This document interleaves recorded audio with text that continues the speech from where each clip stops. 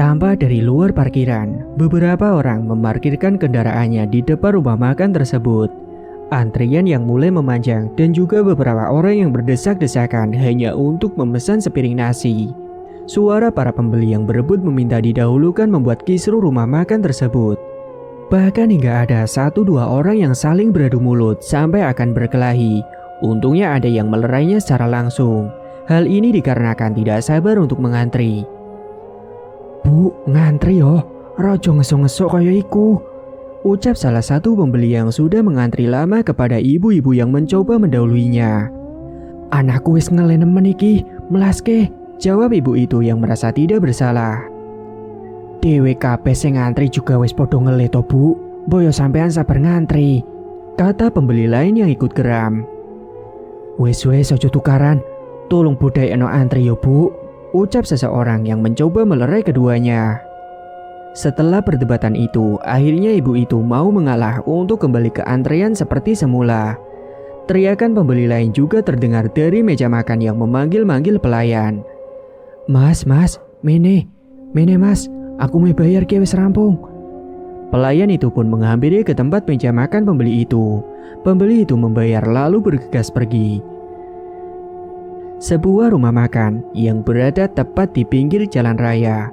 Rumah makan ini milik seorang suami istri yang pendatang baru dari kota lain. Namanya Bapak Bambang dan Ibu Lastri. Warung yang mereka miliki ini sudah berdiri sejak 3 tahun yang lalu. Warungnya ini setiap harinya selalu ramai dikunjungi pembeli. Buka mulai dari jam 10 pagi hingga 9 malam. Rumah makan ini berjarak sekitar 5 rumah dari tempat kerjanya Tika. Tika bekerja di sebuah perbankan. Setiap istirahat, Tika dan temannya yang bernama Dina selalu pergi ke rumah makan tersebut, tentunya untuk makan siang di sana. Saat ke sana, mereka selalu harus mengantri terlebih dahulu karena saking ramainya. Saat mengantri sekitar 15 menitan, akhirnya giliran mereka untuk memesan makanan. Setelah memesan makanan, mereka menuju ke meja makan yang kosong untuk menunggu pesanannya datang ke sana. Setelah menunggu beberapa saat, pesanan mereka pun akhirnya datang juga. Mereka langsung menyantap hidangan yang sudah mereka pesan. Setelah selesai, mereka kembali lagi ke tempat kerjanya.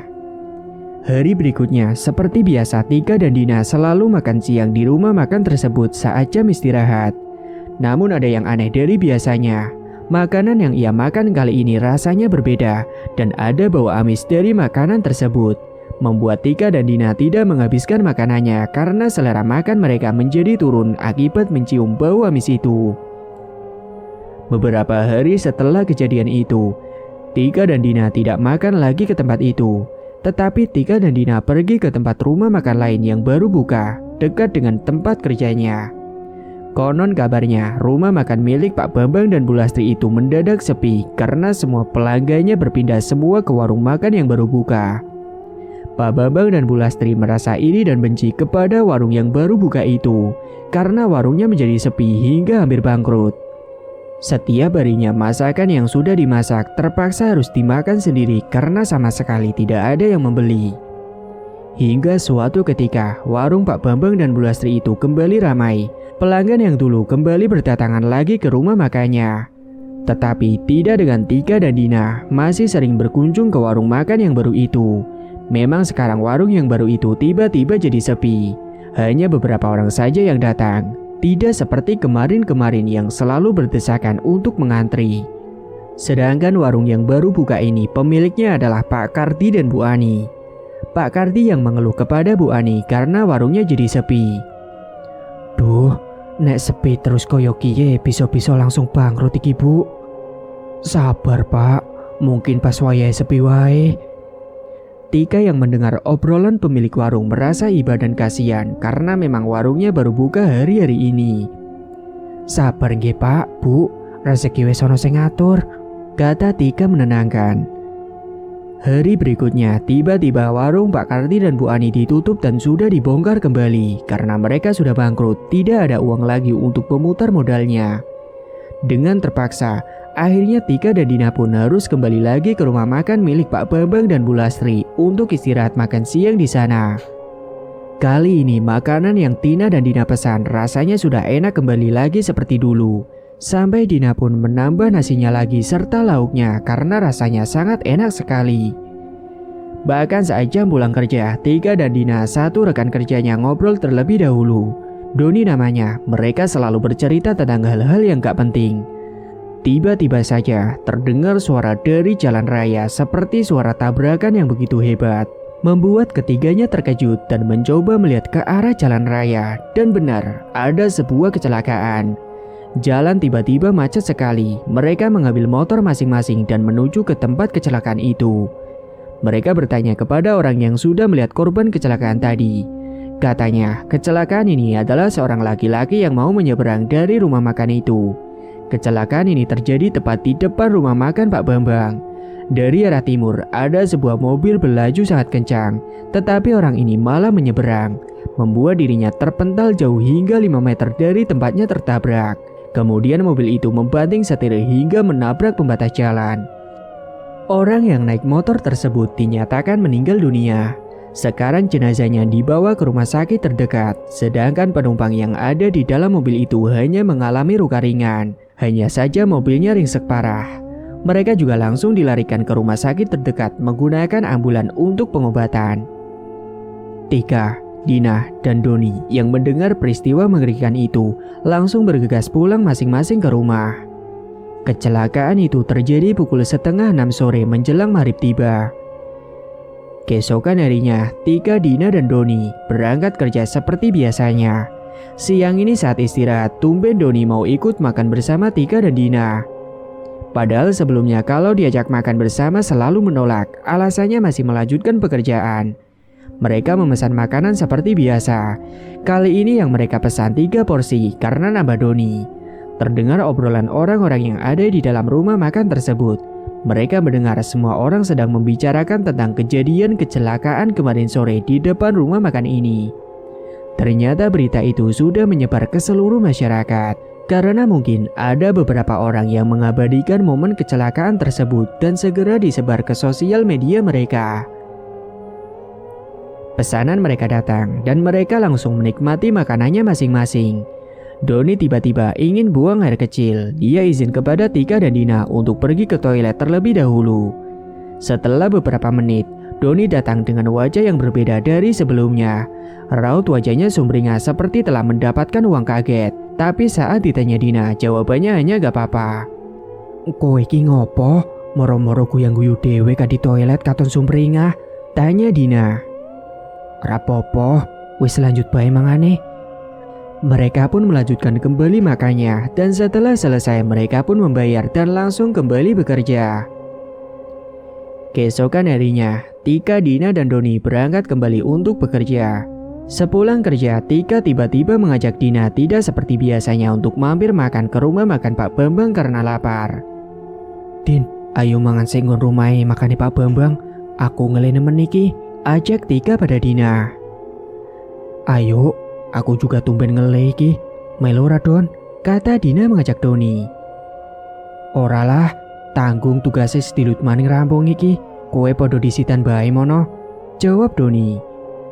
Tak seperti biasanya, Doni lembur menyelesaikan tugasnya. Karena Doni gak mau ikut, Tika dan Dina pun akhirnya meninggalkan Doni sendirian. Tika dan Dina mampir terlebih dahulu di rumah makan Pak Bambang. Pesanan mereka pun sudah datang dan mereka langsung menikmati makanannya. Saat sedang menikmati makanan, tiba-tiba saja terdengar suara tabrakan sangat kencang dari dalam rumah makan itu. Membuat semua orang yang ada di dalam rumah makan berlarian keluar, termasuk juga Tika dan Dina yang ikut keluar untuk melihat apa yang sedang terjadi. Ketika Tika dan Dina sangat penasaran, mereka mendekat ke lokasi kejadian itu.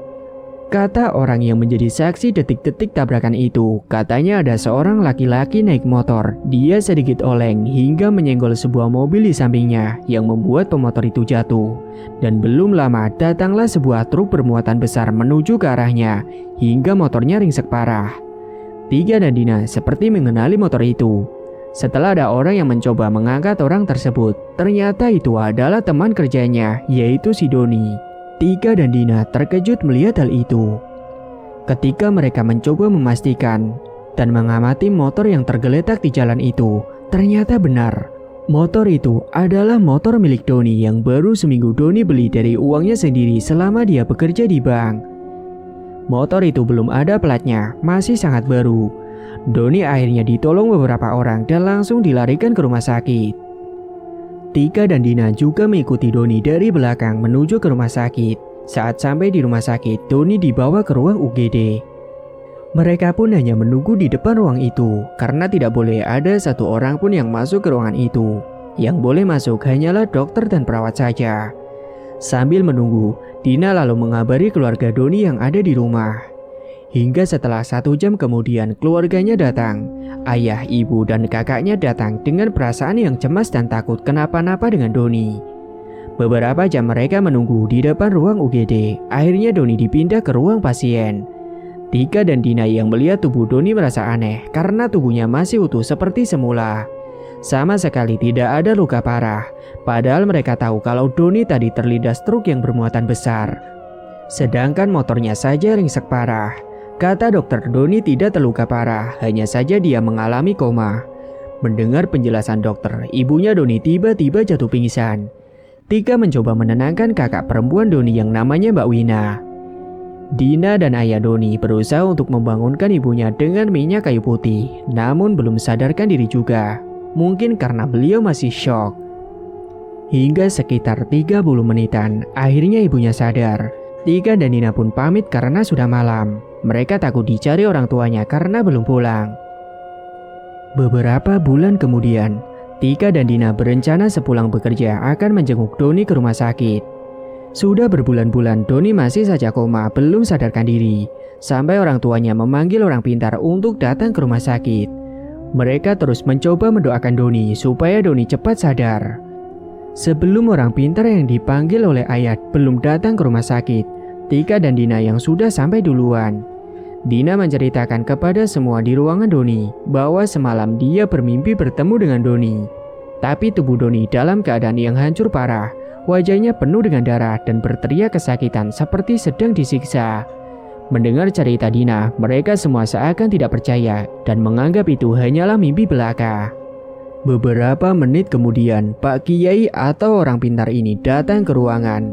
Pak Kiai juga menanyakan kronologinya gimana. Ini kronologinya piye maune? Iki maune kronologinya piye? Kelindes truk pak, nangar rumah makannya Pak Bambang, jawab Dina singkat. Tanpa menjawab apapun, Pak Kiai mendekat ke arah ranjang Doni dan mendoakan Doni sambil merapalkan doanya. Setelah selesai merapalkan doa, kata Pak Kiai, Doni ini akan dijadikan tumbal penglaris pesugihan dari rumah makan Pak Bambang. Mendengar ucapan dari Pak Kiai, orang tuanya langsung marah dan geram. Namun Pak Kiai mencoba menenangkan mereka. Tenang Pak, Bu, engko esok dhewe kabeh mono ngecek warunge, kata Pak Kiai. Keesokan harinya, Pak Kiai dan ayahnya Doni pergi ke rumah makannya Pak Bambang. Mereka ke sana sebelum dibuka, karena mereka hanya akan mengecek rumah makan tersebut. Hingga sesampainya di sana, Pak Kiai berdiri di depan pintu rumah makan itu dan melihat sekeliling sambil membacakan doanya. Memang benar, kata Pak Kiai, rumah makan itu menggunakan penglaris yang selalu mencari tumbal orang-orang yang lewat sekitar di depan rumah makan itu atau bahkan pengunjung yang makan di situ. Saat menerawang, pemilik rumah makan tersebut sudah memasang beberapa uang di sana yang kemungkinan dulu Doni mengambil uang tersebut dan memakai uangnya itu untuk membeli sesuatu. Akhirnya Doni yang sudah tertarik dengan uang itu, dia pun menjadi tumbal penglaris berikutnya. Hingga setelah kebenaran itu terkuak, Pak Kiai dan ayah Doni bergegas ke rumah sakit untuk segera mungkin menyelamatkan Doni. Tapi saat melewati tumbukan bambu yang sepertinya bekas warung jaraknya dekat dengan rumahnya Pak Bambang, Pak Kiai menyuruh ayah Doni berhenti sejenak. Ia merasakan ada sesuatu kejanggalan di warung ini. Saat dicek, memang benar dulu warung ini bangkrut karena ulah licik Pak Bambang dan istrinya karena merasa tersaingi. Mereka menaruh sosok jin besar yang menghalangi pintu warung milik Pak Kardi dulu, yang sekarang gak tahu di mana kabar Pak Kardi dan Bu Ani. Jin besar itu masih menunggu di situ, kata Pak Kiai. Lalu mereka langsung pulang menuju ke rumah sakit. Hingga sesampainya di rumah sakit, namun tubuh Doni sudah tertutup kain putih di atas ranjang rumah sakit. Ibunya mengatakan kalau Doni sudah dinyatakan meninggal dunia sekitar 20 menit yang lalu kepada ayah dan Pak Kiai yang baru saja datang. Ayahnya langsung lemas mendengar kabar buruk itu dan membuat dirinya sangat marah kepada Pak Bambang, pemilik rumah makan tersebut. Semua orang berdatangan dan mengucapkan turut berduka cita kepada orang tua Doni. Mereka merasa iba atas kejadian yang menimpa anaknya itu. Dan ada 2 orang asing yang datang bertakziah ke rumah duka tersebut, lalu menghampiri kedua orang tua Doni dan membawa tas besar. Ternyata mereka adalah Pak Bambang dan Bu Lastri, dan mereka ini ternyata bertetangga. Selama ini mereka baru tahu kalau bertetanggaan dengan Pak Bambang dan Bu Lastri, karena mereka termasuk pendatang baru dari luar kota. Mereka jarang di rumah sebab sibuk dengan urusan rumah makannya itu yang selalu ramai pembeli. Pak Bambang dan Bu Lastri mengucapkan turut berduka cita pada orang tua Doni. Tapi orang tua Doni tidak mau bersalaman dengan mereka karena sudah terlalu benci. Hingga memandang wajahnya pun mereka tidak sudi. Lalu Pak Bambang dan Bu Lastri langsung pergi saja dan meninggalkan sebuah tas begitu saja tanpa berkata apa-apa. 7 hari setelah pemakaman Doni, semua sanak saudara dan tetangganya berkumpul untuk acara pengajian. Dalam hati orang tua Doni masih tidak rela kalau Doni sudah dijadikan tumbal oleh pemilik rumah makan itu. Waktu acara 7 hari meninggalnya Doni, Pak Kiai juga datang untuk mengaji. Setelah acara pengajian selesai, Pak Kiai tidak diperbolehkan untuk pulang terlebih dahulu oleh ayah Doni. Ayah Doni mengajak Pak Kiai masuk ke dalam kamar dan menunjukkan tas yang ditaruh begitu saja di rumahnya waktu itu. Ayah Doni belum berani membuka isi tas itu. Saat ada Pak Kiai, barulah dia berani membuka tas tersebut. Ternyata tas itu berisi uang yang jumlahnya sangat banyak. Ayah Doni dan Pak Kiai pun terkejut melihatnya. Kata Pak Kiai, uang yang diberikan Pak Bambang ini menurutnya adalah untuk membayar nyawa anaknya, yaitu si Doni. Karena dulu Doni sudah mengambil uang dari rumah makan itu, dan mereka tahu tentang kematian ini. Selama ini mereka menyuruh orang untuk memantau Doni saat tahu dia kecelakaan. Jadi uang itu sebagai ganti nyawa Doni, karena Doni sudah jadi tumbal penglaris pesugihan usaha mereka. Menurut mereka, uang itu tidak seberapa karena sudah mendapat tumbal baru yang akan membuat mereka memiliki uang berkali-kali lipat dari uang ini. Mendengar penjelasan dari Pak Kiai, amarah ayah Doni langsung memuncak. Ayah Doni yang sangat tidak terima dengan semua ini mempunyai rencana bahwa besok akan mengajak Pak Kiai dan seluruh warga desa untuk mengusir keluarga Pak Bambang dan Bu Lastri pergi dari desa mereka. Dan keesokan harinya, ayah Doni dan warga yang lain dan juga Pak Kiai berbondong-bondong menuju ke rumah makan milik Pak Bambang dan Bu Lastri yang masih ramai dengan pengunjung. "Metu kowe, mene!" teriak ayah Doni dari luar rumah makan, yang disertai dengan sorakan teriakan dari para warga. Beberapa saat kemudian, akhirnya Pak Bambang dan Bu Lastri pun keluar dan semua pengunjung juga berhamburan keluar karena penasaran. Lalu ayah Doni langsung melemparkan tas yang berisi uang itu kepada Pak Bambang. "Kuwi duitmu, aku ora butuh. Aku butuh anakku mulih. Anakku sing wis didadekke tumbal penglaris usahamu kiye," ucap ayah Doni yang sangat geram. Namun Pak Bambang belum menjawab. Para warga sudah berteriak-teriak untuk mengusir keluarga Pak Bambang dari desa ini. Namun beberapa saat kemudian ada Pak RT yang mencoba menenangkan situasi ini. Sudah, cukup. Kita omongkan baik-baik saja. Tidak enak dilihat orang banyak," kata Pak RT. Setelah sepakat dengan keputusan yang telah disepakati, akhirnya Pak Bambang dan Bu Lastri pun yang akan mengalah. Mereka akan pindah dari desa ini dan akan menutup rumah makan tersebut. Sedangkan ayah Doni dan istrinya sudah mencoba ikhlas untuk melepaskan kepergian anaknya. Beberapa hari kemudian, Pak Bambang dan keluarganya itu sudah pergi gak tahu kemana arahnya. Rumah makan miliknya pun sudah ditutup. Namun kata orang-orang yang sudah mengetahui rumor yang beredar tentang tumbal pesugihan penglaris milik Pak Bambang sudah tersebar luas. Semua orang pun sudah tahu. Sekarang Pak Bambang membuka usaha baru di kota lain. Namun rumah makannya yang sekarang sama sekali tidak ada yang mengunjungi. Karena semua orang sudah tahu kabar burung itu. hingga membuat Pak Bambang dan Bu Lastri jatuh bangkrut sampai tidak punya apa-apa lagi. Dan lebih mengenaskannya lagi, katanya Pak Bambang dan Bu Lastri menjadi gila. Tamat. Cerita pun selesai. Terima kasih bagi teman-teman yang sudah menyimak cerita hingga akhir. Dan bagi yang belum bergabung, silakan tekan tombol subscribe sekarang juga dan aktifkan lonceng notifikasi agar tidak ketinggalan info updatean terbaru dari kami. Sekian dulu dari Mang Ripan, terima kasih sudah menyimak. Wassalamualaikum warahmatullahi wabarakatuh.